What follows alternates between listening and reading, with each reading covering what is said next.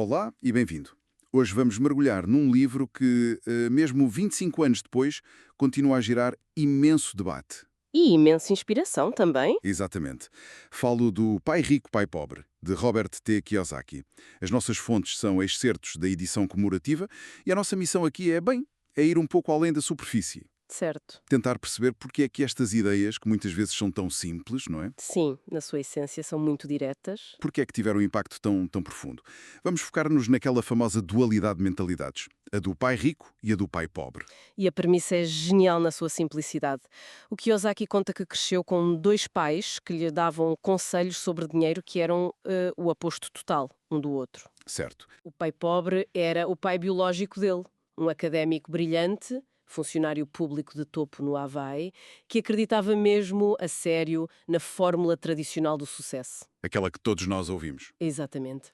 A máxima dele era: vai à escola, tira boas notas, arranja um emprego seguro e estável. E o curioso é que, apesar de ter um bom salário, ele viveu sempre com dificuldades financeiras. O caminho que a maioria de nós, aprendeu a seguir. E o outro pai? O pai rico era o pai do melhor amigo dele, um homem que nem sequer acabou o secundário, mas que construiu um império, tornou-se um dos homens mais ricos do Havaí. E a filosofia dele era... O oposto total. Ele achava que a escola nos ensina a ser bons empregados, mas não ensina absolutamente nada sobre dinheiro. Para ele, o segredo não era trabalhar para o dinheiro, mas sim aprender a fazer o dinheiro trabalhar para nós. E essa escolha entre duas visões do mundo, apresentada a uma criança, é um ponto de partida fascinante. E é mesmo por aí que vamos começar a nossa análise. Vamos então diretos à lição que abre o livro e que é se calhar a mais famosa de todas. Os ricos não trabalham pelo dinheiro.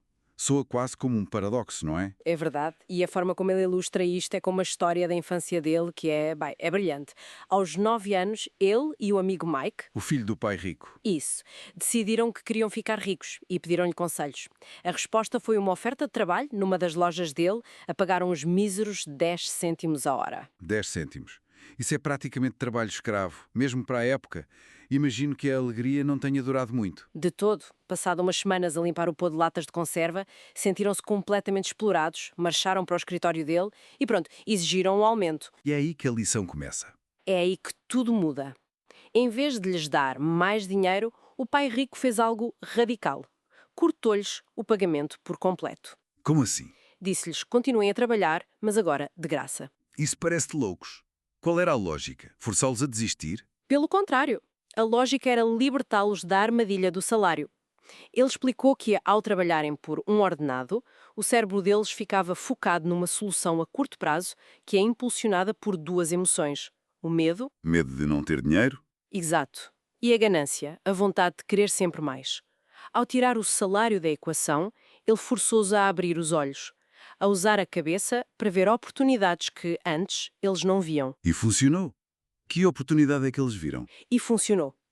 Pouco tempo depois, repararam que o dono da loja deitava fora as revistas de banda desenhada que não eram vendidas. Ah, Tiveram uma ideia. Pediram para ficar com elas. Montaram uma pequena biblioteca na cave da casa do Mike. Cobravam 10 cêntimos pela entrada e as outras crianças podiam ler as revistas que quisessem durante 2 horas. genial. O negócio explodiu. De repente, estavam a ganhar muito mais do que antes e, mais importante, o dinheiro entrava mesmo que eles não estivessem fisicamente lá. Tinham criado um sistema. Tinham aprendido a fazer o dinheiro trabalhar para eles. Precisamente. O que nos leva diretamente àquele conceito central que ele usa para descrever o ciclo vicioso do qual eles escaparam. A corrida dos ratos. Exatamente. E o que é interessante é que, 25 anos depois, este conceito talvez seja mais relevante do que nunca. A corrida dos ratos é aquele ciclo. Aquele loop. Sim, aquele loop em que a maioria das pessoas está presa. Arranjam um emprego para pagar as contas, recebem um aumento e, em vez de ficarem com mais folga, o que é que acontece? As despesas sobem. Sobem proporcionalmente. Compra-se uma casa maior, um carro melhor, o que ele chama de lifestyle inflation. E hoje, com a pressão das redes sociais, onde toda a gente mostra uma vida perfeita, essa corrida tornou-se ainda mais rápida, mais exaustiva. Fica-se preso a dívidas, a um emprego, não por paixão, mas por medo. Medo de não conseguir pagar as contas no final do mês. Exatamente. E a chave para sair dessa corrida, segundo o livro, é a literacia financeira, que ele resume a uma distinção brutalmente simples entre duas palavras: ativos e passivos. É quase infantil a definição dele. É mesmo. Um ativo é algo que põe dinheiro no nosso bolso. Um passivo é algo que tira dinheiro do nosso bolso. Ponto final. Tão simples, mas é uma ideia que vira de cabeça para baixo a sabedoria convencional, porque é aqui que ele lança a sua maior provocação. Sim, a ideia de que a nossa casa, que é o maior sonho e o maior investimento da maioria das famílias, não é um ativo. Upa! Ele diz que é o maior passivo que a maioria das pessoas alguma vez vai comprar. Isto vai contra tudo o que nos ensinaram. Como é que ele defende isto? Ele defende com uma lógica de fluxo de caixa que é implacável. Para o Kiyosaki, a questão não é o valor de mercado da casa, não é o som da propriedade. A única pergunta que interessa é: todos os meses este item está a pôr dinheiro no meu bolso ou a tirar? E a resposta para quase toda a gente é: É que a casa é uma sangria constante de dinheiro. Tens a prestação do empréstimo, os impostos, os seguros, a manutenção, reparações inesperadas. Tira dinheiro do bolso todos os meses. mas e a valorização a longo prazo? Ele diria que isso é especulação, não é rendimento. Só se torna um ativo no dia em que a vendemos com lucro ou a alugamos por um valor superior às despesas. Até lá é um passivo. Ok. Então, se o segredo é acumular ativos, a pergunta seguinte é: como é que se faz isso com um emprego a tempo inteiro?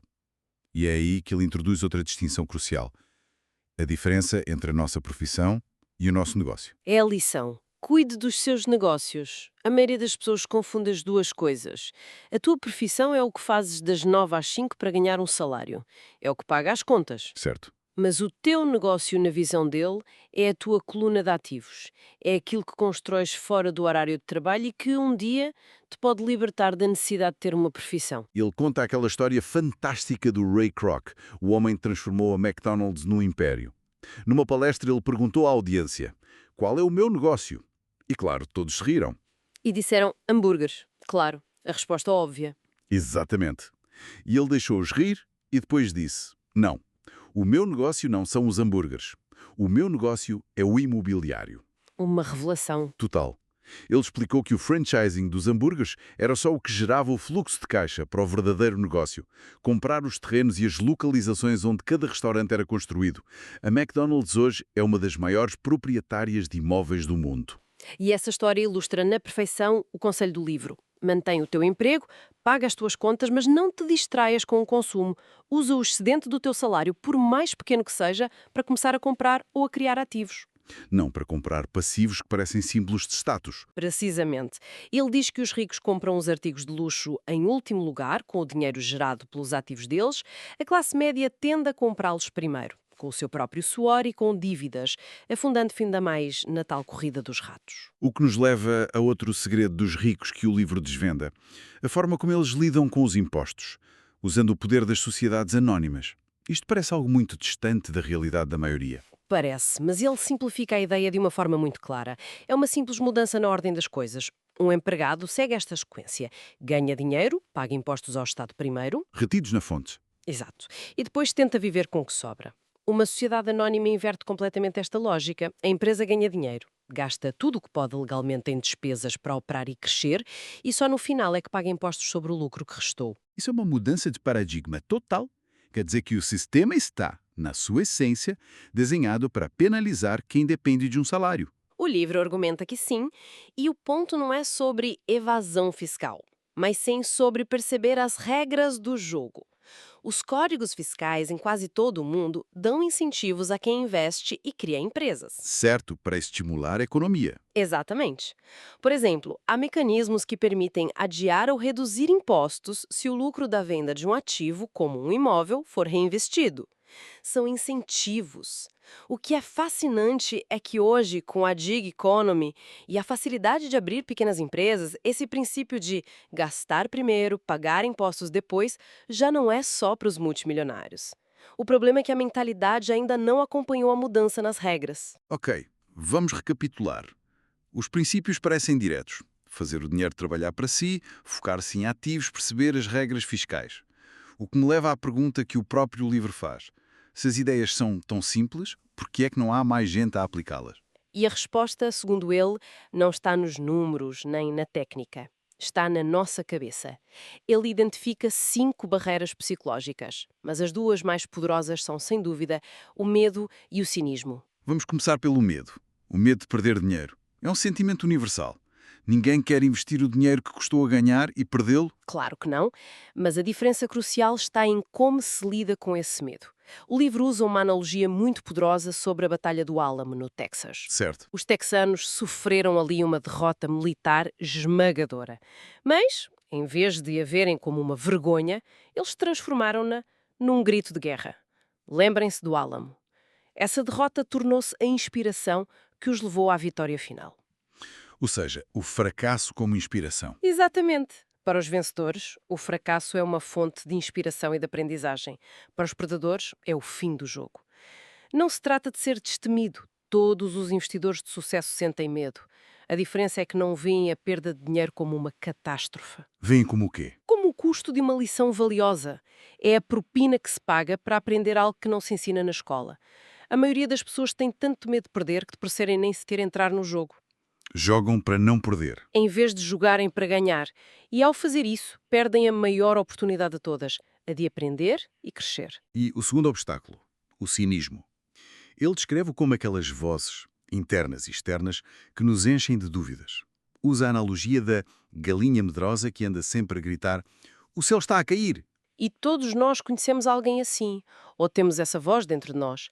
É a pessoa que, assim que ouve uma ideia, encontra logo 10 razões para não funcionar.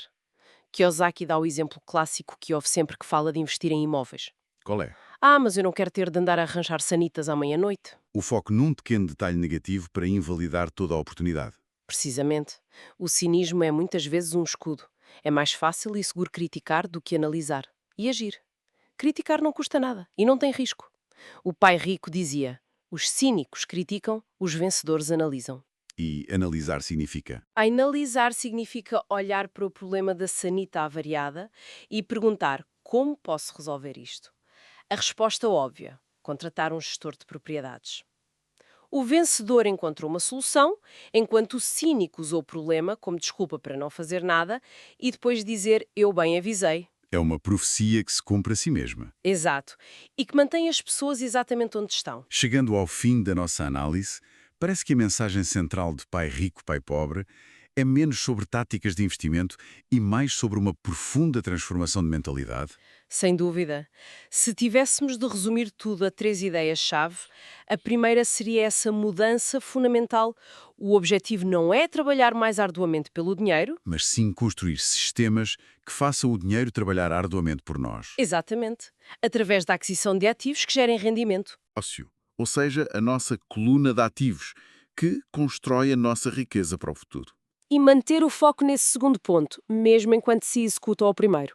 E por último, e talvez o mais desafiador, é a necessidade de travar uma batalha interna. Superar as barreiras mentais. É isso, superar o medo do fracasso e o veneno do cinismo, que paralisam a maioria das pessoas e as mantêm a correr na mesma roda, a jogar para não perder, em vez de jogarem para ganhar. É uma estrutura muito poderosa, de facto. E para deixar aqui uma reflexão final, o livro termina com a ideia de que o nosso ativo mais poderoso é a nossa mente, e que o dinheiro em si é apenas uma ideia. Certo. Se isso for verdade, então a pergunta mais importante a fazer não é como posso ganhar mais dinheiro, mas sim como posso treinar a minha mente para ver as oportunidades financeiras que estão à minha volta e que os outros não conseguem ver. É uma boa pergunta para terminar. E talvez uma mais prática. Qual é a única ideia sobre dinheiro que aprendemos quando éramos novos que pode estar a limitar o nosso potencial financeiro hoje?